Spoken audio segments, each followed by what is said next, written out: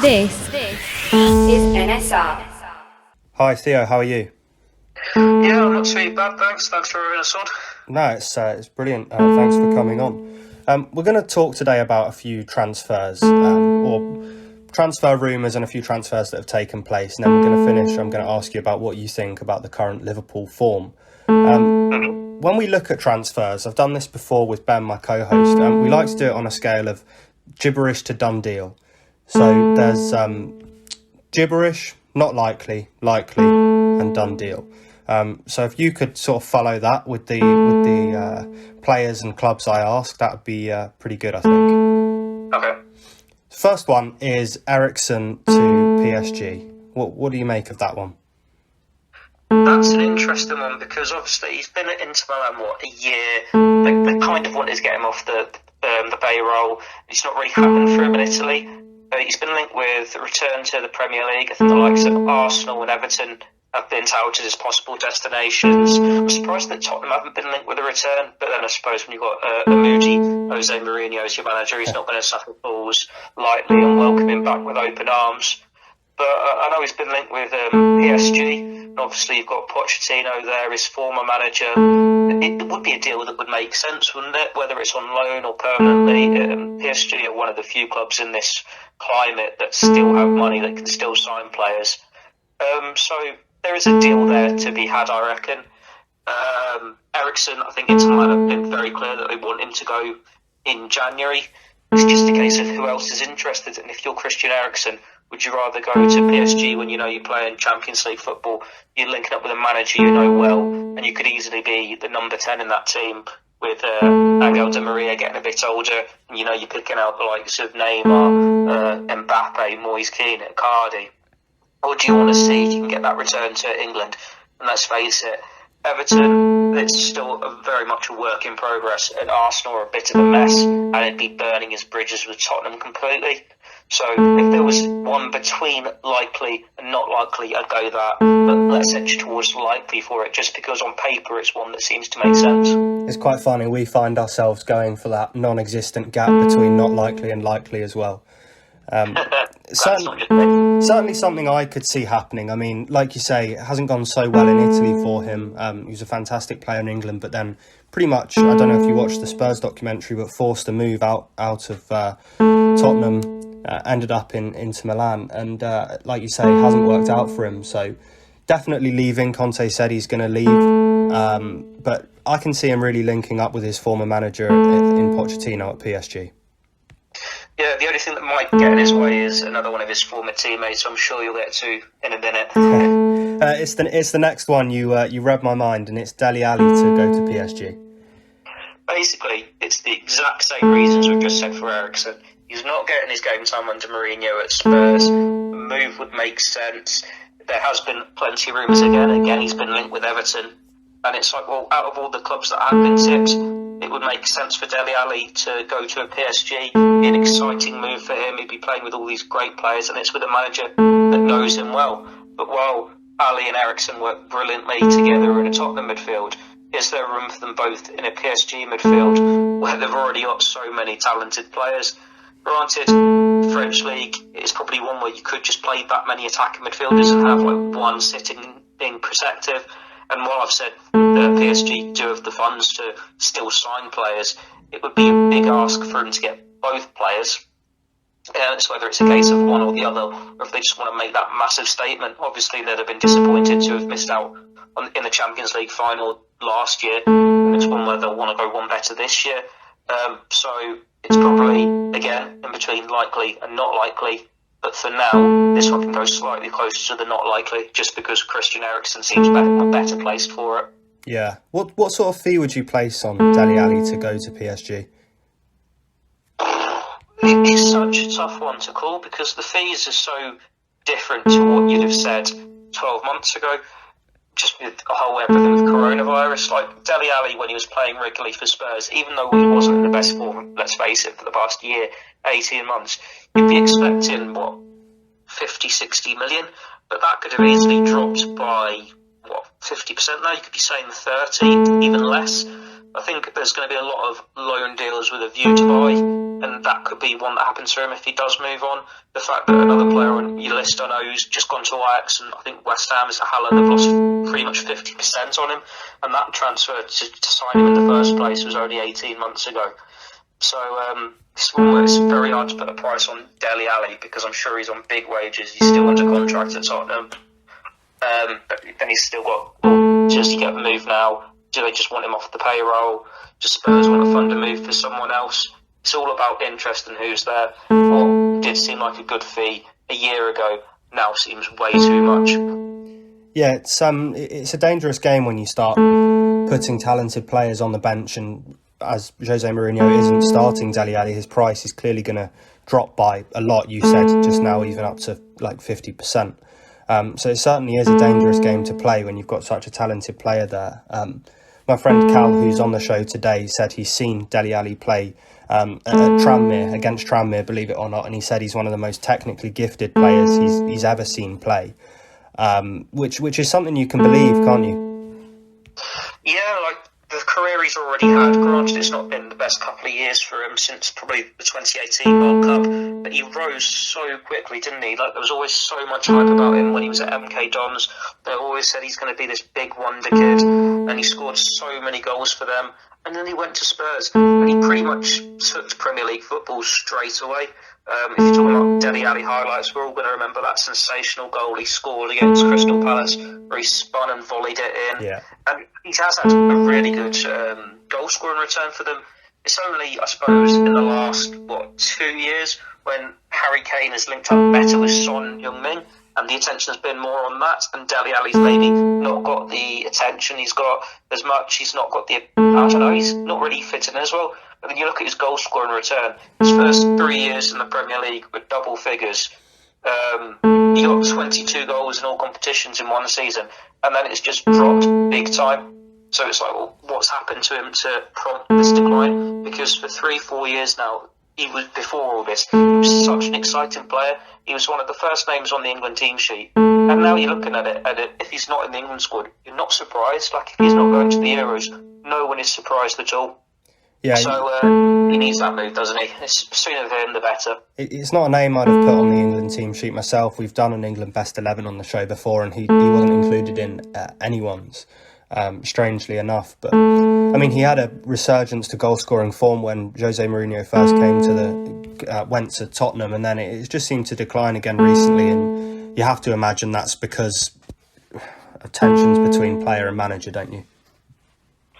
Yeah, I think with Jose Mourinho, he's a manager that if he doesn't fancy you, he doesn't want you in his team, he is going to give you the elbow, he's going to push you away. I think of, Juan Mata at Chelsea, and before that it had been so exciting, he'd been getting goals galore, assists galore, and it was just incredible form.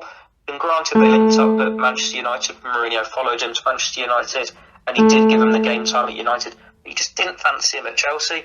And for whatever reason, he doesn't seem to fancy Dele Alli at Tottenham.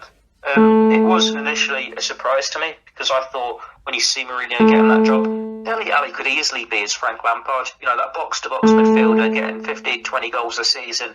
But whether there's a clash there over, I don't know, attitude, work rate, and these are all lazy assumptions to make anyway, just because of what you get from them. It could just be, end of the day, the manager's got Song-min will run himself into the ground and offer those goals.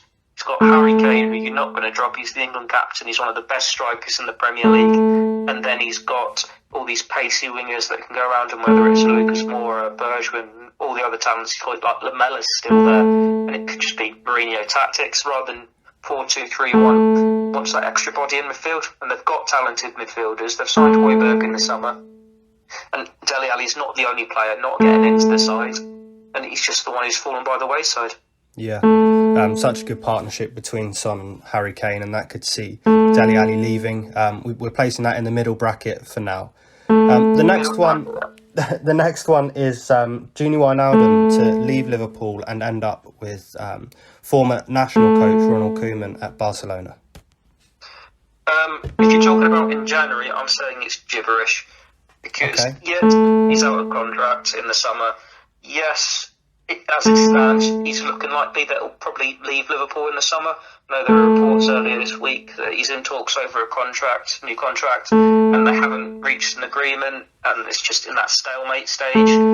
But I don't think Liverpool will ever consider selling him before the end of his deal. Like the fact that they've still kept hold of him is because he is such a vitally important player to them. Like if you sell Gini Wijnaldum, you've got to replace him, and they're not getting anyone better in the market than what they've got for these 6 months. He's still one of the first names on Jurgen Klopp's team sheet. That shows you all you need to know. And it's very similar, I think, with Emre Can a few years ago. Klopp didn't really give much away about the contract situation, even though it looked like he was leaving.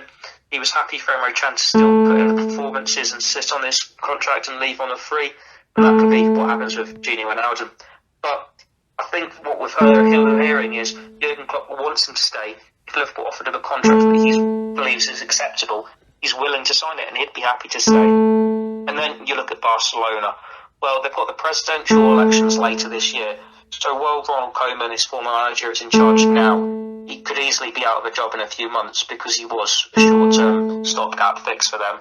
Then you've got all the politics of, well, is Lionel Messi going to go at the end of his deal? The wage bill's massively over what it needs to be.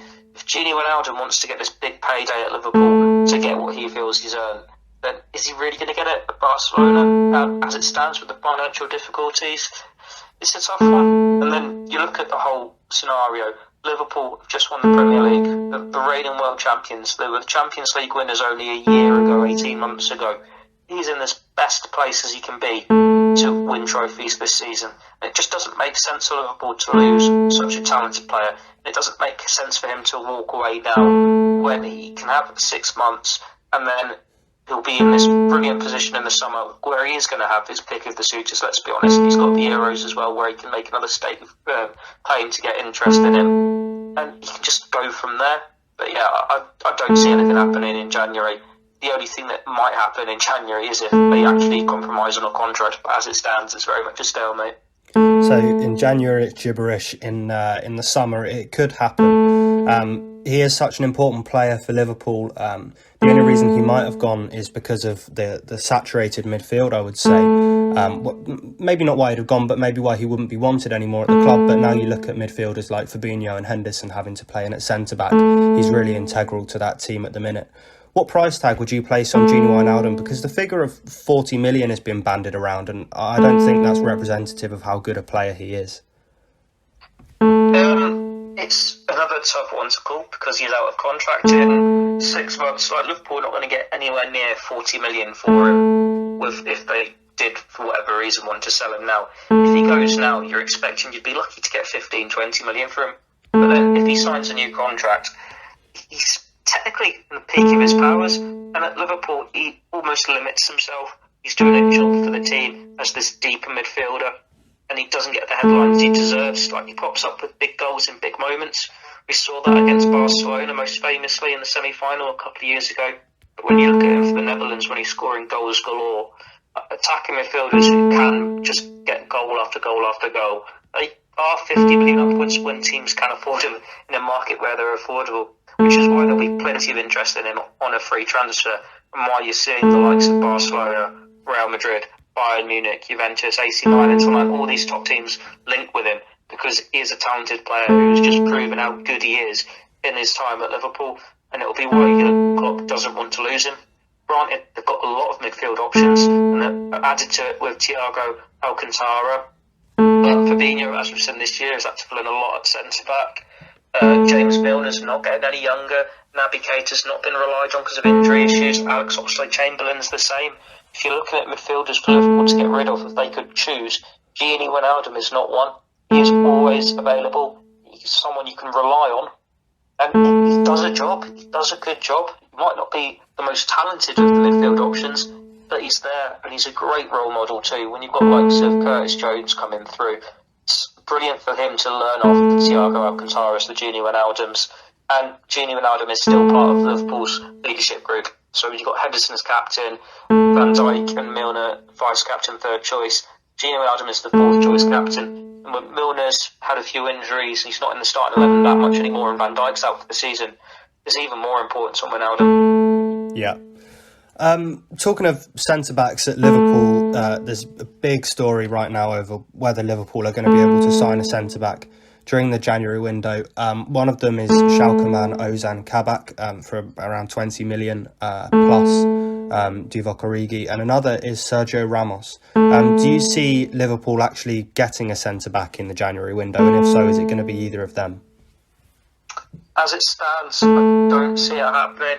I think Jurgen Klopp, he's proven in the past he doesn't like signing stopgaps, and it's very complicated with how the Liverpool squad is at the moment, that they don't have the room in the squad for an overseas player if they're adamant Virgil van Dijk returns before the end of the season, because he takes up that last overseas place in the Premier League squad.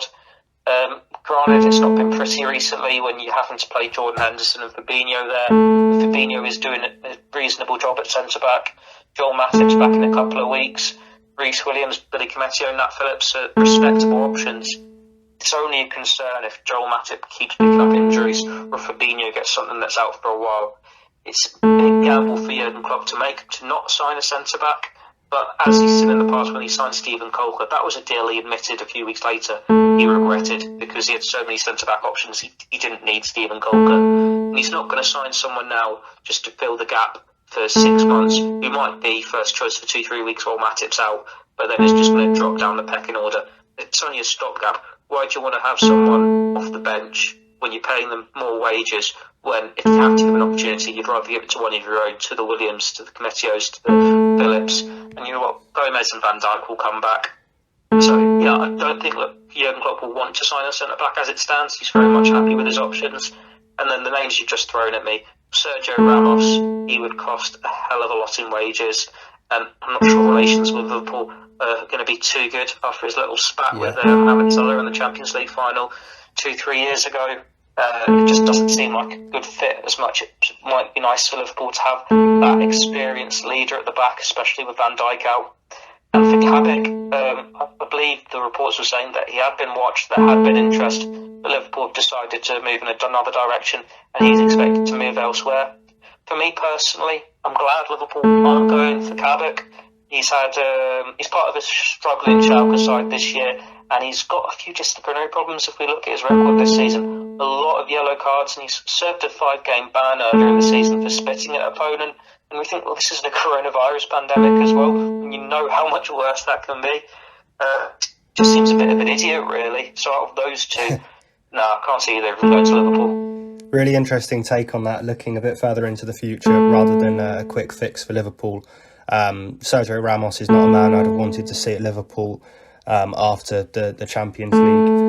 And Kabak, I've looked at the record of that Schalke defence, and it did make me wonder why we might be going after him. But hey, I'm not in recruitment in the English champions side.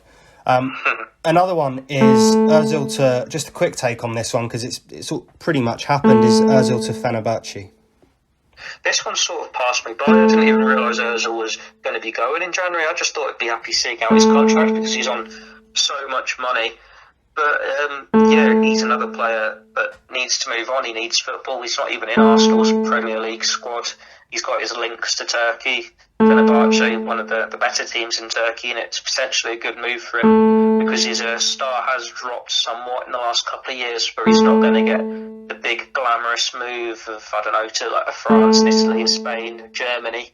But then we've seen star players go to Turkey before. Like, most obvious one for me is Drogba and Schneider to Galatasaray. And it seems like it could be a decent move for him. He'll still get a decent wage. It's like, well, Arsenal don't really need to replace him because they didn't have him in the squad anyway, and they've been giving opportunities to youngsters. Yeah, it's good to see so many youngsters getting opportunities in that side. That one's looking like a done deal now, isn't it? I believe if Mikel Arteta came out and said if they want to get rid of him this month, and if someone puts in an acceptable bid, he's going to go. So, if Özil wants to go, Arsenal want him gone, and Fenerbahce wants him, you'd imagine it's going to happen. Yeah, I would think so. Those are our transfer rumours for today. Just a quick thought on the transfers that have happened so far in the window. One you mentioned earlier is Sebastian Haller to Ajax for 20 million plus add-ons. That is an interesting one because West Ham, obviously, Mikel Antonio has been injured for quite a bit this season, and I thought Haller's done quite well stepping in. He's not been this big goal scorer that they hoped that he'd be when they signed him 18 months ago, but he's still got a few goals this season. He's done all right. He's never lived up to the 40-45 million price they paid for him. But maybe it's a strange one, them just cutting in their losses and accepting 20 million for him. But then maybe it's this market that's the money. But then it looks like it's a good transfer for Ajax. Like, they signed Dusan Tadic a couple of years ago, and he was all right for Southampton, wasn't he? But he's been brilliant for them, scoring goals for fun.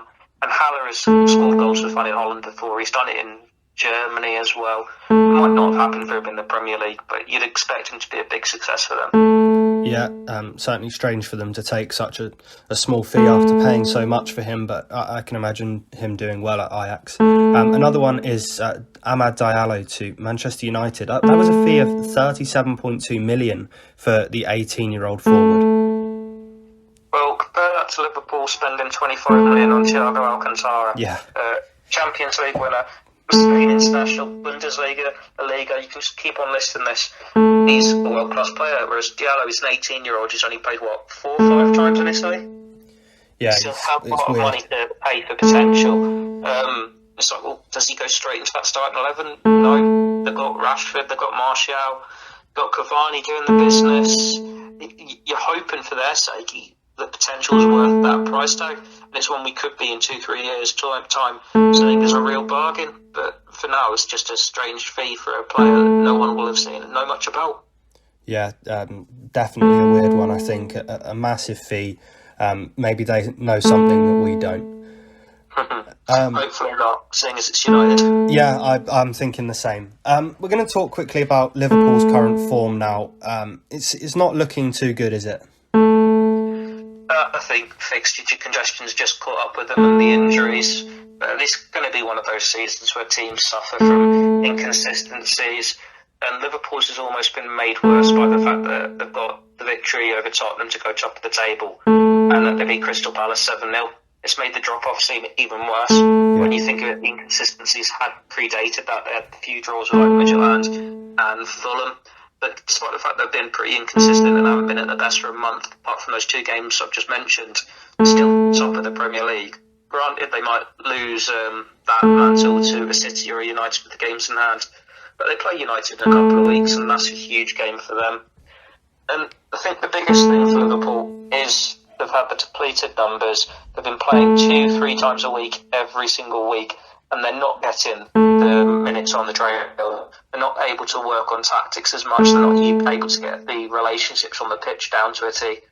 And you look at it, when you've lost Virgil van Dijk and you've lost Joe Gomez, Alisson's had to spell out, Trent Alexander-Arnold to spell out. It's even more important to get your defence together so they can build up a relationship. And it's just not been able to happen. The fact that one week it's Joel Matip, the next it's Reece Williams, the next it's Nat Phillips, the next it's Jordan Henderson. You can see why there are the inconsistencies there and why Liverpool are struggling. And you say they're struggling and they're still top of the Premier League table. They've definitely lost something from having Fabinho in defence, from last time out having to have Jordan Henderson in defence. And for the last couple of games, you'd say Mohamed Salah, Sadio Mane, Roberto Firmino have looked tired, they've looked wasteful. But if we were recording this after the 7-0 against Crystal Palace, after the 2-1 against Tottenham, when they had results like the last 3 just before that, it'd be a completely different story. It's concerned just because Manchester City are coming into form, but Manchester City had their off days earlier as well, and I think all the teams in the division will keep having their off days against the top teams. It's not going to be like last year where Liverpool were however many points at this stage and running away with the league title.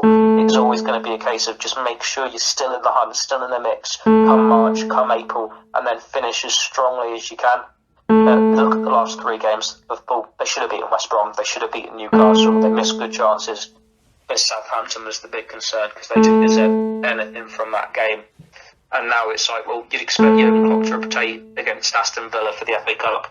And that would have been the case regardless of this COVID outbreak there when they're going to have to play the kids. It's like, well, you're going to put the lesser string, the second string players in, hoping they can, I suppose, react. They can put in a response to say why they should be in the starting 11.